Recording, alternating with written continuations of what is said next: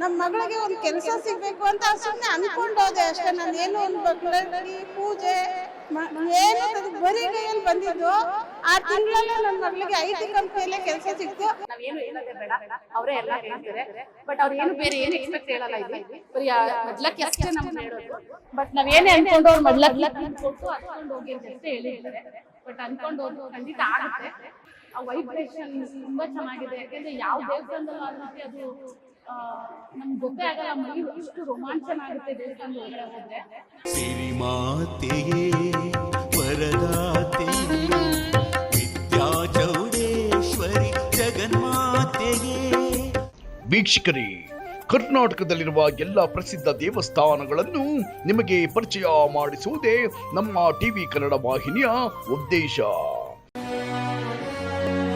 TV Kannada. ಈಗ ನಾವು ನಿಮಗೆ ಪರಿಚಯ ಮಾಡಿಸಲು ಹೊರಟಿರುವ ದೇವಸ್ಥಾನ ಹಂಗರಹಳ್ಳಿ ಶ್ರೀ ವಿದ್ಯಾ ಚೌಡೇಶ್ವರಿ ಶ್ರೀಮಠ. ಮನಸ್ಸಿನಲ್ಲಿ ಅಂದುಕೊಂಡಿದ್ದನ್ನು ಕಳಸದಲ್ಲಿ ನಿಖರವಾಗಿ ಬರೆಯುವ ಕಳಸ ಬರವಣಿಗೆಯ ಮೂಲ ದೇವಸ್ಥಾನ ಹಂಗರಹಳ್ಳಿ ಶ್ರೀ ವಿದ್ಯಾ ಚೌಡೇಶ್ವರಿ ದೇವಸ್ಥಾನ.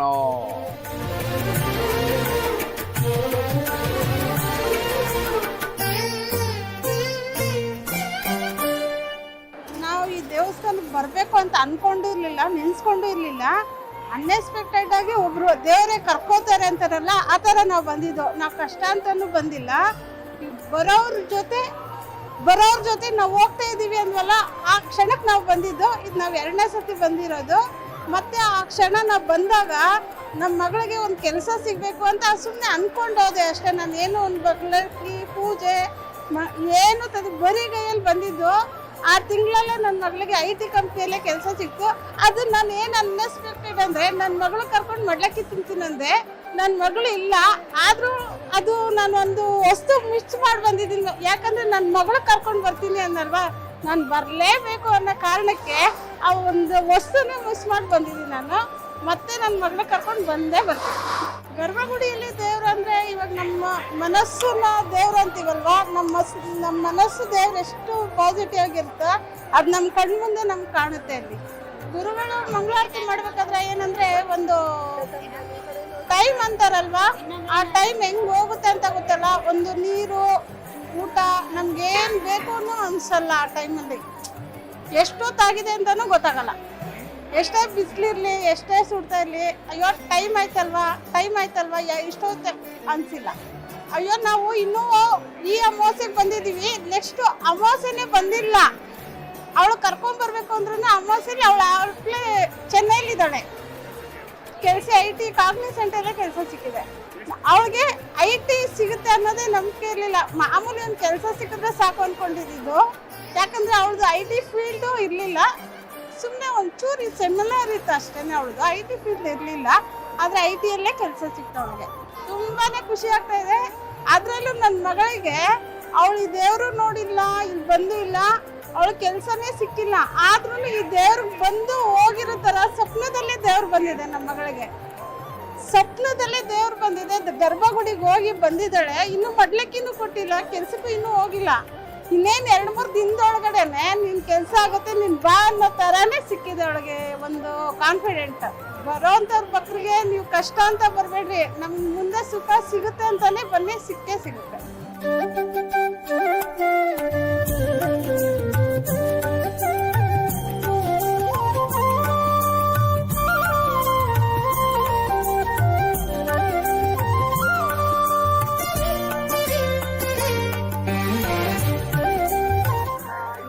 ಹರಿಸ್ಕೊಂಡ್ರೆ ಯಾರೋ ನಾವು ಬೇರೆಯವ್ರು ಹೇಳಿದ್ದು, ಬಟ್ ಬಂದು ಇಲ್ಲಿ ಹರಿಸ್ಕೊಂಡ್ರೆ ಒಳ್ಳೇದಾಗುತ್ತೆ ಅಂತ ಹೇಳಿ ಒಂದೆರಡು ಸಲ ಬಂದ್ವಿ.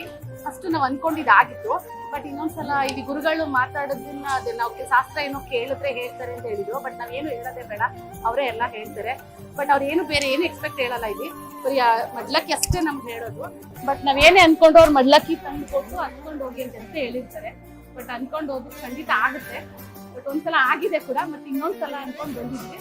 ತುಂಬಾ ಒಳ್ಳೇದಾಗುತ್ತೆ. ಆ ವೈಬ್ರೇಷನ್ ತುಂಬಾ ಚೆನ್ನಾಗಿದೆ. ಯಾಕೆಂದ್ರೆ ಯಾವ ದೇವಸ್ಥಾನದಲ್ಲೂ ಆಗುತ್ತೆ ಅದು ನಮ್ಗೆ ಗೊತ್ತೇ ಆಗಲ್ಲ. ಮೈ ಅಷ್ಟು ರೋಮಾಂಚನ ಆಗುತ್ತೆ ದೇವಸ್ಥಾನದ ಒಳಗಡೆ ಹೋದ್ರೆ. ತುಂಬಾ ಚೆನ್ನಾಗಿದೆ ದೇವಸ್ಥಾನ, ಒಳ್ಳೇದಾಗುತ್ತೆ. ಯಾರೇ ಬಂದ್ರು, ಯಾರು ಏನೇ ಬೇಡ್ಕೊಂಡ್ರು ಇಲ್ಲ ಅಂತ ಅಂತೂ ದೇವರನ್ನ ಖಂಡಿತ ಒಳ್ಳೆಯದು.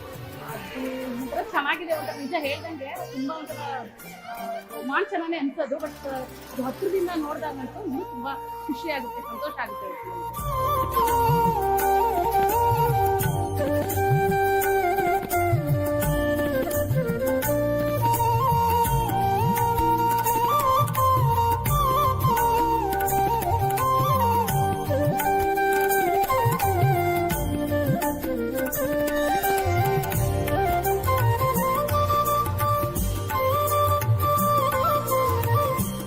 ಫಸ್ಟ್ ಬಂದಿದ್ದು ಯೂಟ್ಯೂಬಲ್ಲಿ ನೋಡಿಬಿಟ್ಟು ನಾವು ಹೊಸಕೋಟೆಯಿಂದ ಬರ್ತಾ ಇರೋದು.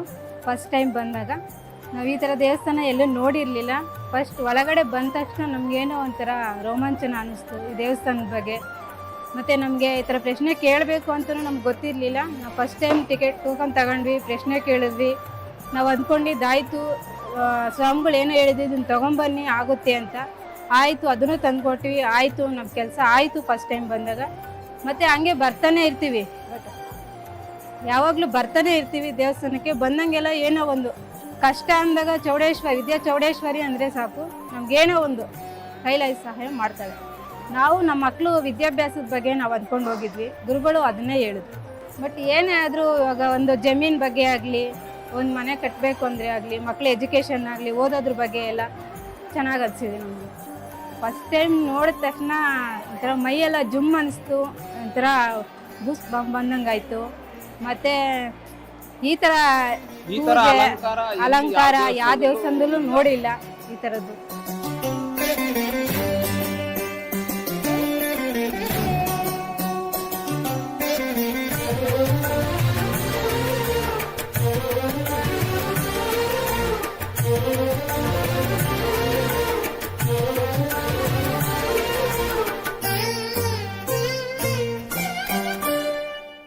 ನಾವು ಹೊಸಕೋಟೆಯಿಂದ ಬಂದಿದ್ದು.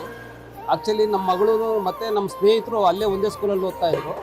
ಅವರು ನಮ್ಮ ಮೊಬೈಲ್ ಅವ್ರ ನಂಬರ್ ತೊಗೊಂಡಿದ್ದೆ. ಅವ್ರ ನಂಬರ್ ತೊಗೊಂಡಾಗ ನಾನು ಅವರು ಅಂಗ್ರಳ್ಳಿ ದೇವಸ್ಥಾನದ ಯಾವಾಗೂ ಇದು ವ್ಯಾಟ್ಸಪ್ಪಲ್ಲಿ ಹಾಕೋರು.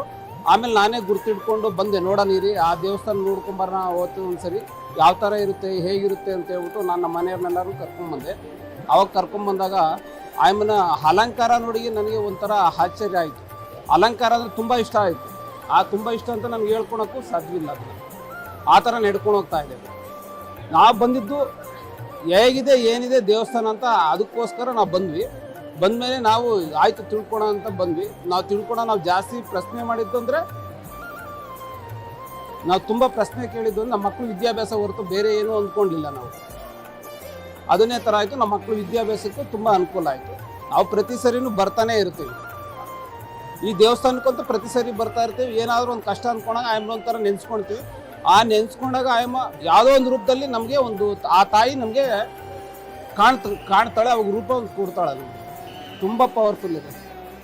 ಅದರಲ್ಲಿ ನಾವು ಏನೋ ಒಂದು ಎರಡನೇ ಮಾತು ಏನೂ ಹೇಳಂಗಿಲ್ಲ. ಕಷ್ಟ ಅಂತ ಬಂದಾಗ ಸರ್ ಆಯಮ್ಮ ನೆನೆಸ್ಕೊಳ್ತೀವಿ. ನೆನೆಸ್ಕೊಂಡಾಗ ನಮಗೊಂದು ದಾರಿ ದೀಪ ತೋರಿಸ್ತಾಳೆ. ನಮ್ಗೆ ಅಷ್ಟೇ ಸಾಕು, ಬೇರೆ ಇನ್ನೇನು ಅವಶ್ಯಕತೆ ಬೇಡ.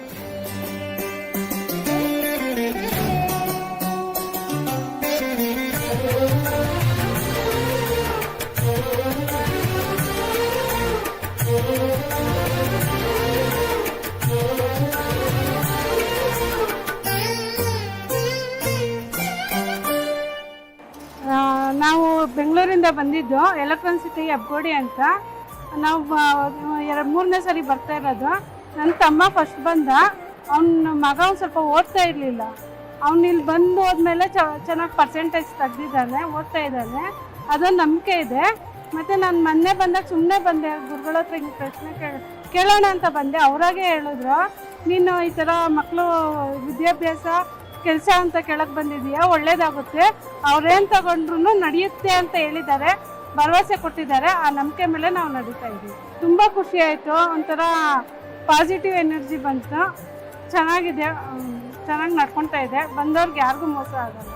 ನಮಗೆಲ್ಲ ಒಂದು ಇದಕ್ಕೆ ಬಂದಂಗೆ ಆಗುತ್ತೆ, ಖುಷಿ ಆಗುತ್ತೆ. ಇವಾಗ ದೊಡ್ಡ ದೊಡ್ಡ ದೇವಸ್ಥಾನಕ್ಕೆಲ್ಲ ಹೋಗ್ತೀವಿ, ಅಲ್ಲೋಗಿದ್ದು ಫೀಲಿಂಗೇ ಆಗುತ್ತೆ ಮನಸ್ಸಿನಲ್ಲಿ. ಕಷ್ಟ ಅಂತ ಬಂದವ್ರಿಗೆ ಒಂದು ಪಾಸಿಟಿವ್ ಎನರ್ಜಿ ಸಿಗುತ್ತೆ, ಒಳ್ಳೇದಾಗುತ್ತೆ ಅಂತೀನಿ.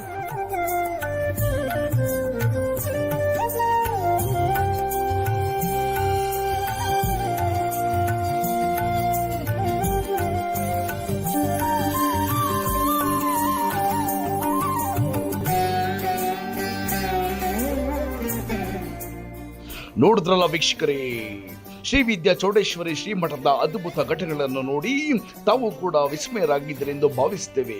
ಹಾಗಿದ್ದರೆ ಶ್ರೀ ವಿದ್ಯಾ ಚೌಡೇಶ್ವರಿ ಅನುಗ್ರಹ ಆಶೀರ್ವಾದ ನಿಮ್ಮ ಮೇಲೆ ಸದಾ ಇರಲೆಂದು ಟಿವಿ ಕನ್ನಡ ವಾಹಿನಿಯಿಂದ ಪ್ರಾರ್ಥಿಸಿಕೊಳ್ಳುತ್ತೇವೆ. ಧನ್ಯವಾದಗಳು.